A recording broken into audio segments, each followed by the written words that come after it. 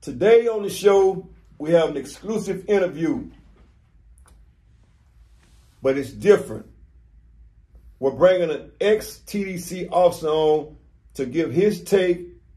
As a matter of fact, his take and his experience as a Texas Department of Criminal Justice officer. But before I get started, let me tell you a little bit about me. I served 10 years on the Ferguson Unit, got close to a lot of guys, some good, some bad. Got close to a lot of officers, some good and some bad. Today, we're gonna bring an ex-officer on. And the officer that's coming on today, I used to work for his father.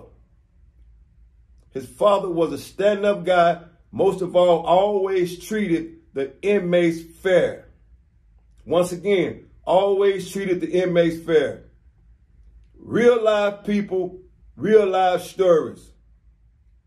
Bringing it straight to your living room. And without further ado, let's bring on Mr. Nacho. What's good, Nacho? Hey, what's up, Hollywood? Man, I'm just bringing you on, man, to let you tell your story as an ex-Texas Department of Criminal Justice officer. And to be honest, what I'm doing today is bringing diversity to the show so people can see that my show is not only about inmates that are held in prison. I want to bring as many officers that I can on to tell their side of their story and their time being spent in prison. So, if you would, please introduce yourself. My name is Jesus Nacho Jr. Everyone there while I worked there knew me as Nacho. I've been Nacho, man, since the day I started working at TDC in 1999. I worked at Ferguson Unit for 16 years, from 1999 to 2015. I worked about a year in GP. I worked in SEG, education. I worked 10 years in the law library before I left in 2015. So, I guess my first question to you is, how did you become interested in becoming a Texas Department of Criminal Justice officer? Well, in 99, I graduated high school. I had plans on going to school after I graduated. I told myself I was gonna sit out for a year, go get a job. After a year, I would go back to school. Well, that never ended up happening. 16 years later, I was still on the Ferguson Unit. I did go to school online for 2 years. So I've got about 60 hours of school, but my dad worked for TDC for 20 years. He started in 1990. And so it wasn't really following in my dad's footsteps like a lot of people think it is. I mean, when you're from a small country town like I'm from, there's not a lot of job opportunities, and around this area, working at the Ferguson Unit was one of the best opportunities, available at the time. And so, with the pay, the benefits, I jumped on it. And like I said, it was only supposed to be a 1-year deal, and it turned out to be 16. So, let's talk about the inmates on the Ferguson Unit. How did the inmates treat you on the Ferguson Unit? They treated me good. I mean, and I think a lot of it had to do because I was fair and consistent, man. Every day I went to work, I was the same person. If I didn't let my free world issues, if I had any, determine how I was going to be at work that day. I was the same person, man. They knew what I expected. Never had any problems, really. Of course, when you first start, I mean, and you're brand new, inmates, see you as a prey, you know what I'm saying? Mm-hmm. Just because they're new and they're gonna try to see what they can get out of you or whatever. But once you put your foot down and they realize how you're gonna be, they just let you be, man, do their time. They let you do your job. And like I said, just come to work, be firm, fair, and consistent. So getting up every morning, year after year, day in and day out, how did you prepare yourself mentally to go inside of what I call a dangerous unit as the Ferguson Unit? How did you prepare yourself mentally and physically to be able to go in there and come out as who you are? Well, mentally, I mean, you just got to know that the environment you're going to is a dangerous environment. I mean, at any given day, anything can happen. I mean, for someone to work there, and not to sound like I'm a scared person, but for someone to say that they worked there and they weren't scared to go to work every day, they'd be lying. Just because, like I said, you don't know what's gonna happen. I mean, yeah, the officers, you know, and the staff, they run the unit and they control what goes on. But I mean, when there's 200 officers and there's 3,000 inmates, I mean, just think about it, you know, at any given time, they could have took over that unit. But at the same time, you know, inmates, you know, it happens, but inmates, that's home for them. So, you know, they want to be able to take part in the opportunities that they give you there too. You know, nobody wants to lose visitation. Nobody wants to lose commissary. Nobody wants to lose dayroom time. Nobody wants to lose rec. You know, so mentally, you know, I knew what I was going into every day. You know, especially a lot when I worked in SEG, I worked level 3 at SEG a lot. You know, and they're rowdy over there, man. And so mentally, you just got to be prepared that, you know, they're going to talk their noise. They're going to try to intimidate you, you know, and stuff like that. Just got to be a stand-up guy, man, and let them know, you know, what you're about and, you know, what you expect. And for the most part, man, they're going to do what you tell them to do, as long as, you know, you're within guidelines and you ain't trying to be disrespectful. So let's physically, go ahead. No, go ahead. You're fine. Go ahead.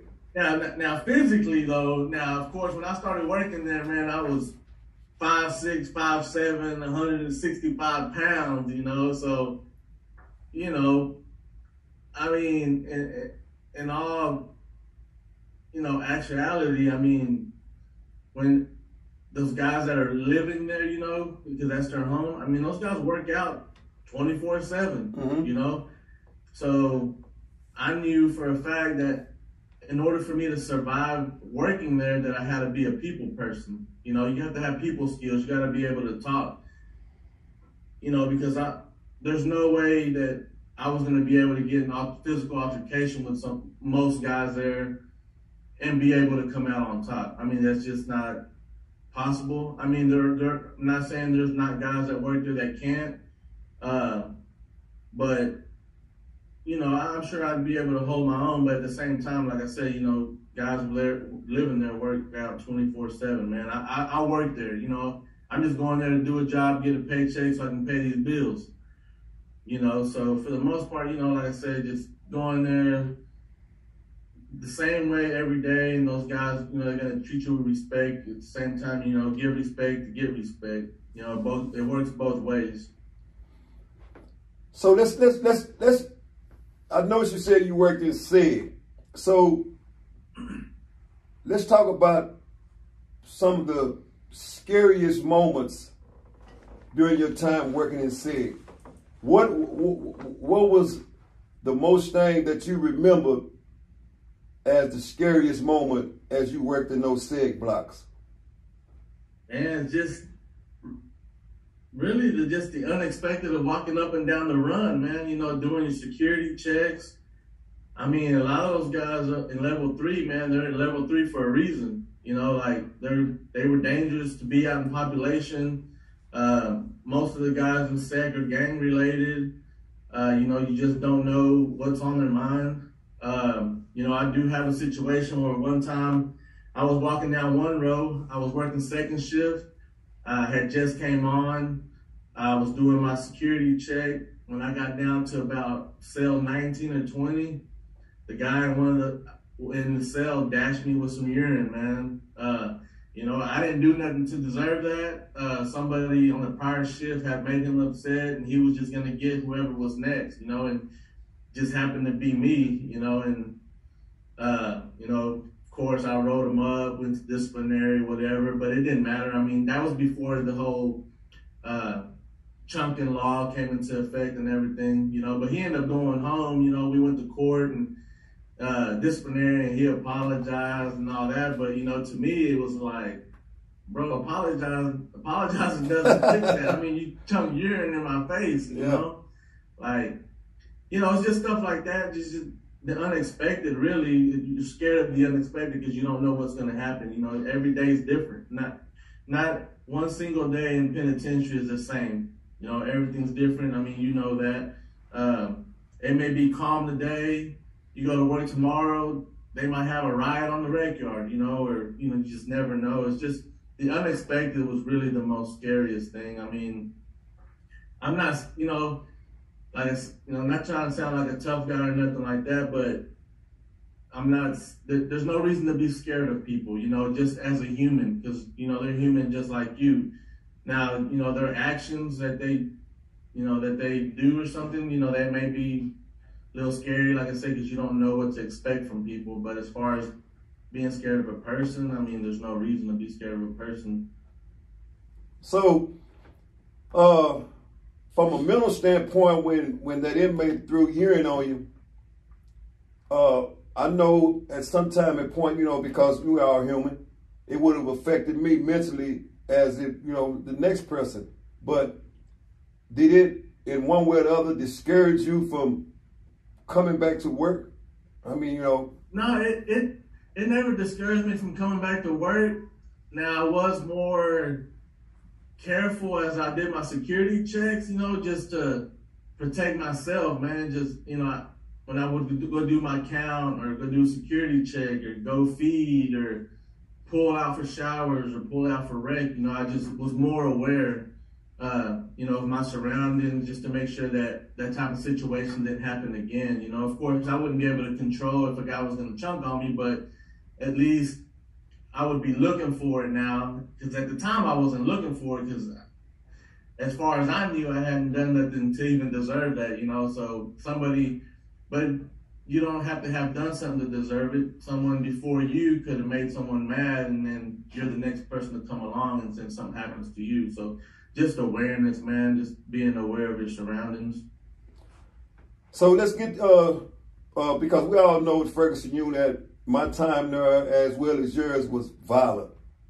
Yeah. And during your time there, what was the most violent thing that you've ever seen amongst inmate to inmate? The most violent thing that I've seen amongst inmate to inmate, man, had to be one time on medium custody. I believe it was medium custody or close custody, man. I really don't remember. Hispanics. It was a group of Hispanics, and he was from a certain city. You know, had the city name tattooed on the back of his head. They didn't really like the fact that he had it on the back of his head and really wasn't representing the city.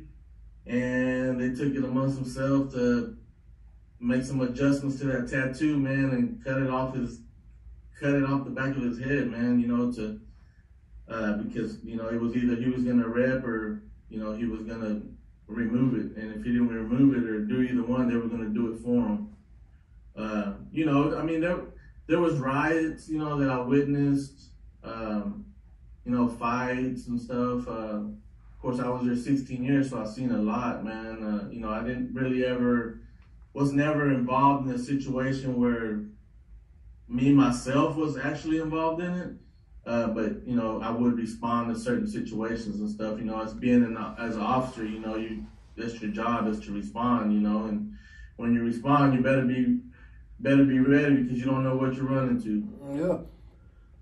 So, I know you've seen a lot as far as from officer to inmate confrontation, and I'm speaking from an inmate standpoint when I was here, you know, inside of a prison, because I know most of the time officers get hired, and once they are given what I call the make-believe power to be in control of another inmate, what makes an officer react in a way that he reacts towards the inmates that were incarcerated in prison?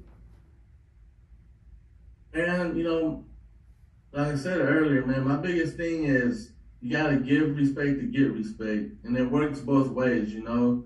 I mean, yeah, you have officers, you know, sometimes that, you know, probably, you know, treat offenders, you know, inmates, convicts a certain way. Maybe they shouldn't, you know, but do they do it because those inmates are acting a certain way to them, you know, giving them a hard time, making it hard for them at work every day?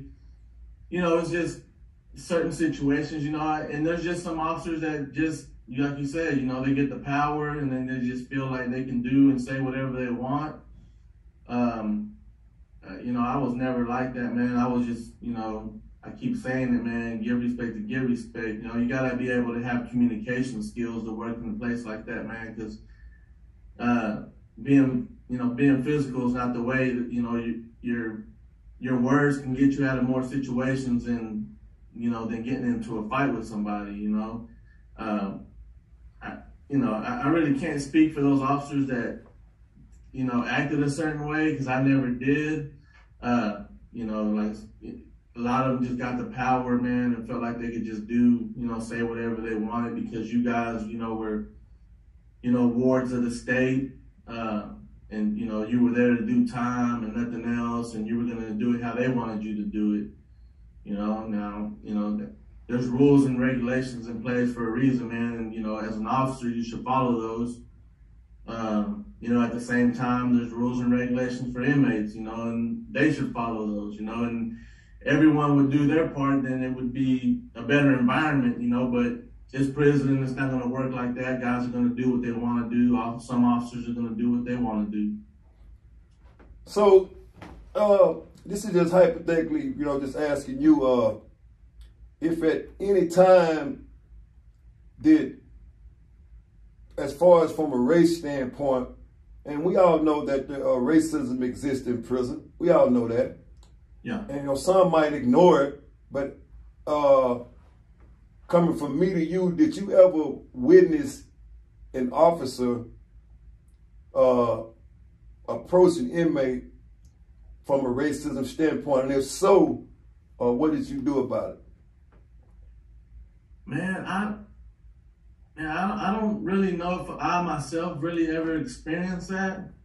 I mean, you know, it was there. I mean, there's people from all backgrounds and, you know, working there, you know, or, you know, being housed there. So I'm pretty sure there was. Like I said, you know, I never experienced it. I don't think I was ever around anyone that actually, you know, did that, because the officers that, you know, I hung around didn't do that kind of thing. So, you know, like, I didn't experience that, man. The officers I hung around with were pretty much like me, you know, firm, fair, you know, we're the same way every day. You know how it is, man. Officers click up, man. Yeah. You know, they have their own groups, you know, and I was never a part of those groups, so I can't speak on that. You know, if it had happened to me or if I was around it, you know, I would speak on it, man, but I never experienced it. So in your, I mean, you know, like I said, I know your father very well, you know, and in your training, as we're going to go step back, as in your training as a new boot, did it prepare you for anything that you went through at the Ferguson Unit? I mean, in some minor ways, yeah, it did, you know, but at the end of the day, man, ain't no experience like hands-on experience, man. I mean, I came straight out of high school to go work in a prison. I was 19 years old, man. I probably didn't have no business working there, you know, because I'm still a kid, you know, and to come in there and these guys, some guys have already been doing 20, 25, 30 years, you know, and then to have a 19-year-old off the street come tell you what to do, you know, and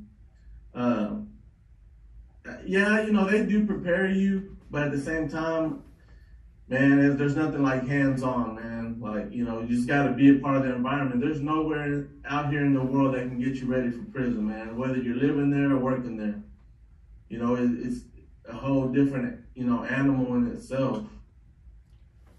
So now, switching from SEG to population, did your mindset change? Did when you came from SEG, did you alter your actions when you went to population versus being in SEG? Well, I was actually in population first before I went to SEG. Okay. And so, you know, in population, there's a whole lot more freedom, you know, as far as, you know, I'm one officer on the block. There's I don't remember how many there is, 150 inmates per block. About 154 to be exact. Yeah, 154, you know, per block. And it's just you know, so 19 years old, you know, yeah, you know, it's a little intimidating, man, because, you know, just guys walking all around. You got to try to make them mind. Some of them don't want to mind because you're new. They want to test you to see where you're at and how you're going to react. And, you know, so as far as, it was just different because I went from being around 154 inmates at one time by myself to when I went to SEG, you know, there's 4 or 5 officers and you're only dealing with one inmate at a time. You know, you pull them out, handcuff them. It's just different, you know. It's not that you're more relaxed in SEG, you know, because you should never be relaxed. It's still prison, things happen. But I really don't know what words to put it into, man. But I guess, yeah, you're just more comfortable in SEG, you know, because you got more officers around you. You're only dealing with one inmate at a time versus population where there's 154 and it's just you trying to control the whole block. You know, and then when you're putting them in the day room, you're running ins and outs and running chow, running rec, you know, running all different activities. So, you know, I mean, you know, me and you both know in prison that, you know, officers are manipulated. Some are easier than others. So, as what they call in prison contraband, were you ever approached to indulge in that? When I first started, yeah, I was. I mean, I'm pretty sure there's not one officer that was never approached. I mean, because I'm new, you know, inmates don't know you, so they try to figure you out. You know, they might not just come out directly and ask you, hey, man, can you bring me this? But you can best believe they're trying to figure you out, man. You know, hey, man, can I get a piece of gum? Can I get that water bottle right there that you don't need no more? You know, and depending on how you react is depending on how they're going to approach you, you know. When I first started, you know, there's a lot of Hispanics locked up, man, you know, and I'm Hispanic. So, of course, you know, they hit me up, you know, hey, man, what's up, man, you know, blah, blah, blah, you know. But once I already knew the game, though, because my dad had been there, 9, 10 years at the time, you know, so I already knew.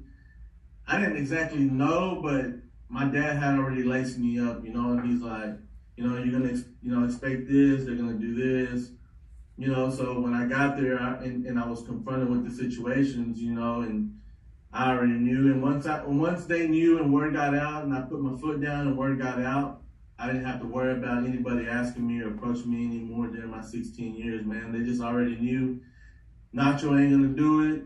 Ain't no need in asking him. Ain't no need in even approaching him. He's coming here to do his job. He's going to treat us like he's supposed to treat us, you know, and go about my day. So your transformation from from population, SEG, and to schoolhouse, right? And I'm assuming that's where you finished out in the schoolhouse, right? Well, I worked in the schoolhouse for probably about a year, and then I went to the law library, and I worked in the law library for 10 years before I left. So tell me, what was that like working in the law library? Oh, law library, that was amazing, man.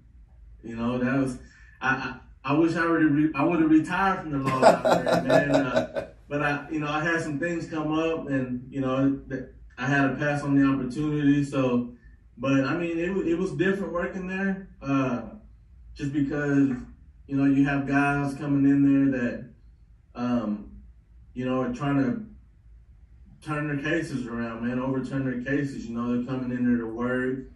You know, I'm sure there was some in there coming to scheme and, you know, trying to get off the block, you know, because there's AC down there. You know, it's hot on the block. Yeah. In the wintertime, there's heat. Yeah. You know, but, you know, you can't deny people access to the law library. So, you know, you got to let them go, man. Yeah. But no, I enjoyed working there. You know, I met a lot of guys that, you know, did, you know, end up overturning their cases. You know, a few guys, a lot of them from Dallas. You know, I know Dallas had a lot of issues, you know, with wrongful convictions. I saw, you know, the guys that were in it, you know, to do the research, they spend their time, you know, they went every day, twice a day if they could, on Saturdays. Just helped me gain a lot more experience about guys doing their time and what it really means to them, you know, and especially for those guys that were wrongfully convicted, you know, just watching them grind, man. They've been there 15, 20 years trying to overturn these cases. And, you know, I wouldn't want to spend a day in their shoes, man, knowing you're sitting there doing some time behind something you didn't even do, you know? Yeah. So, what made you, not saying that you remember the guys that were on the unit, right, as a whole, but what made you remember certain guys who were on the unit? How could you remember these guys years later if you don't even see them anymore? Just, I mean, their names, you know, like just working there 16 years, you knew who was who, you know, you knew who was speaking for who, you knew who was repping what, you knew, you know, you didn't even have to be repping anything. If you were just a stand-up guy and people knew you and you were about your business, I mean, people were going to know your name, man. If you were a hard worker, you know, different departments, different officers wanted you to come work for them, you know, because you were going to take care of your business. They weren't going to have to worry about anything. You know, just situations like that, man, just helped me remember people's name, you know. And then, you know, I had clerks that worked for me, man, and, you know, they were all good guys. You know, you build a bond, man. You know, people were like, oh, man, they're inmates, you're an officer. Yeah, true enough, you know, and there is boundaries. You know, boundaries should never be crossed. At the end of the day, I'm a person, they're a person. You build a working relationship. I mean, you spend 8, 12 hours a day with these people, you know, working around them, and naturally you're going to form some kind of bond, you know, some kind of, you know, friendship, you know. It's just natural, you know, and people say it doesn't happen, but it does happen, you know. It's just inevitable, you know, some things you just can't stop. So for, you know, for any officer that's watching this, what would you be, what kind of advice would you give on them if they wanted to attempt to come on this screen like you know? You know, just be honest. I mean, you don't, you know, tell your story, tell it like it was, like you did it. I mean, the way you did it is going to be different than the way I did it. I mean, you may have been a police. I don't know. You know, you may have sweated everything. You know, like, you know, me, you know, like I said earlier, I was firm, fair, consistent. Guys knew every day, man, how I was going to be. I wasn't a police one day, you know, super police, and then the next day let you get away with everything. You know, I was the same way every day. You know what's right and wrong. I know what's right and wrong. And we're going to keep it there, you know. So don't come to me with, hey, man, I'm going to, you know, do this and do that when you know that's not what I'm, you know, going to let you do. You know, I expect the same from you that you do for me every day. So once, you know, just go ahead. Come on here and, you know, share your story and, you know, let people hear, you know, how you did it. You know, you might inspire somebody to go be a correctional officer. You might keep somebody from making a mistake of ruining their life and getting caught up.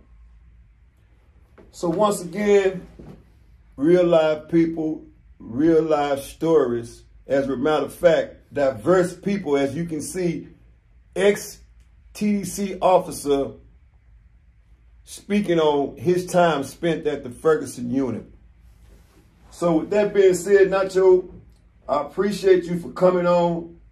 And most of all, I appreciate your honesty and your time served on the Texas Department of Criminal Justice at the Ferguson Unit for treating us as a whole equal to human beings that's in society. So with that being said, I give you the privilege on closing this show out on your note. All right, man. Yeah, I appreciate you having me on, Hollywood. It was a real pleasure, you know, talking about a little bit about my experience working, you know, Texas Department of Criminal Justice. My thing is, you know, I have a message for future officers or for officers that are working there. Just be firm, fair, and consistent, man. If you do those three things, I mean, you'll have a long career. You know, take care of your business, you know, go to work. Place is short, man. They need officers, man. You know, and for the guys that are out, you know, and no longer locked up, man, if you're doing good, keep doing good, man. I know a lot of guys that were locked up, you know, and they're doing great things now, man. Just like this show here, man. It's a great thing, you know. It was a pleasure being on here. You know, some guys get out and don't have the luxury of being able to do good things, you know, and if they're headed down the wrong path, man, you still have time to turn it around and get your life on track, man, and get it figured out, man. There's too much good out here. It's trying to go back to that place, man. No one should want to spend their years living in that place, man. It's just not, it's not meant for people, man.